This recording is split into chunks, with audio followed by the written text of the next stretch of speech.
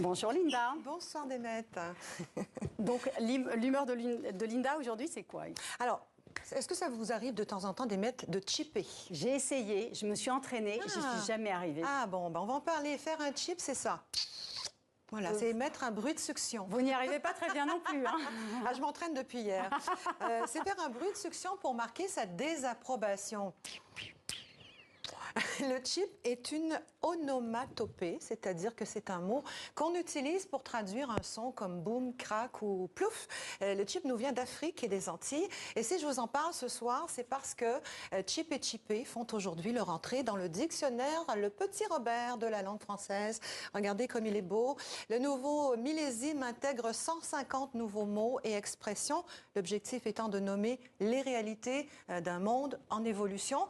Le Petit Robert fait ainsi entrer dans ses pages TikTokers et TikTokeuses, les gens qui publient des vidéos sur l'application TikTok. On est vraiment dans l'ère du temps. Savez-vous, Mohamed, Mohamed.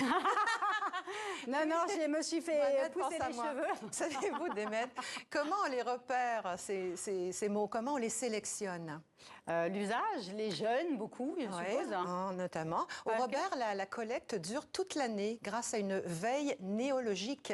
On a pour ça des outils informatiques qui traquent les néologismes sur Internet. Le mot doit être fréquent, il doit apparaître dans plusieurs sources différentes et durer dans le temps.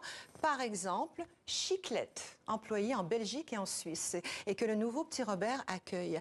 La chiclette, c'est une gomme à mâcher. Son nom vient de Chiclets, une marque américaine de chewing-gum. La chiclette. Et donc,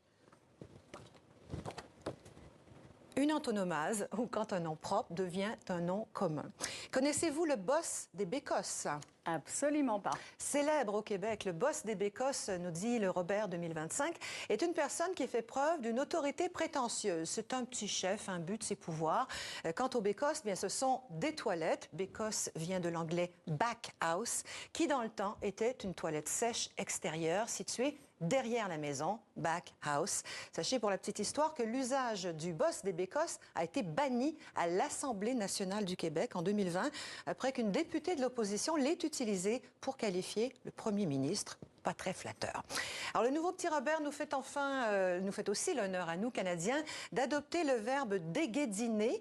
Ça vous parle, ça, déguédiner? Toujours pas. Alors, déguédiner, c'est se dépêcher, se hâter, même déguerpir. On l'utilise souvent à l'impératif. Allez, déguédine, fais de l'air, je t'ai assez vu, déguédine. Alors, dans les mots nouveaux du dictionnaire, on retrouve enfin les préoccupations de notre époque, société, sport, environnement, comme le mot éco-concevoir, qui est le fait de concevoir un projet dans le respect de l'environnement, comme Cécifoot, qui se joue avec un ballon sonore, les Jeux paralympiques approchent, enfin le joli trampoliniste est une personne faisant du trampoline. Merci Linda.